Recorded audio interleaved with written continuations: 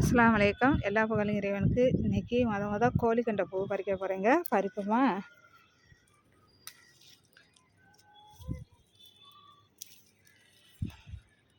Rose பறிப்போங்க. நம்ம நர்சரியில் வாங்கிட்டு வந்த இதில் ரோஸ் பறிச்சுக்கிடுவோம். தங்கப்பூ பறிப்போம்.